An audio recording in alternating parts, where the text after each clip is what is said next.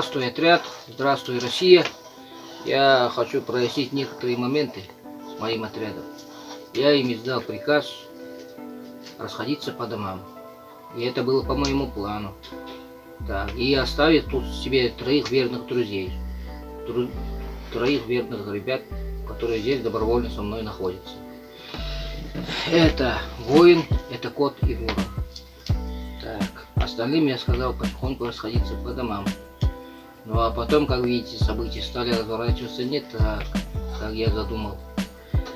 Дед Мороз кто-то задумал и говорит, что я создаю второй отряд и так далее и тому подобное. Вот это мне не нравятся, вот эти слова. Я не хочу раскола отряда. И сказал, что изгнания никакого не будет, ни одного члена отряда.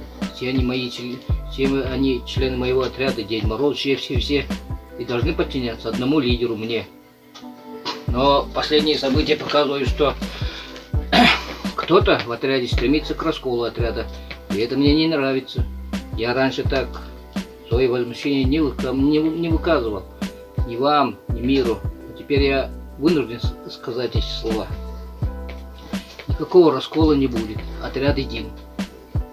И лидером здесь буду я. Как говорится, пока идет борьба света и тьмы, отряду нужен лидер, который будет командовать от имени света. Команда у меня была расходиться по домам потихоньку. Прошло почти 2 недели. Этот приказ выполнили только верные мне люди. А эти в раздумье. Еще дело двигаются к расколу, кажется. Заблуждаются ли, не заблуждаются ли, против меня работают ли.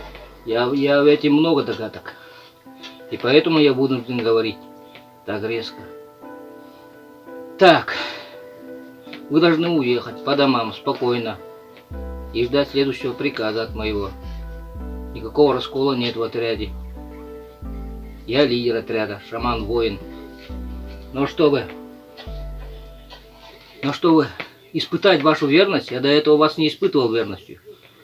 Я прошу вас, даже приказываю, чтобы каждый из вас перед народом, вот YouTube есть, съемки есть, высказал свою верность своему лидеру, мне, шаману-воину. И тогда я поверю, пусть публично выскажет каждый из вас, членов отряда, кто мне верен, что он следует избранному моему пути и считает меня лидером, и слушается моих приказов. Вот этих откровений я слушаю. Я буду ждать, я буду видеть, я буду слышать. Время покажет, а время убыстряется очень быстро. И как бы поздно вам не стало.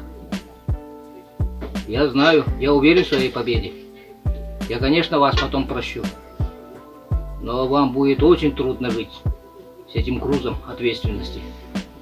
Я прощаю и не буду изгонять даже вас. Но если вы не скажете эти слова верности мне, послушания мне, после победы, вы будете не мной судимы, не народом, не судом, а судом небесным тоже. Это я не знаю, что это за суд небесный, но вы испытаете на это вполне. Так что я проведу вам испытание.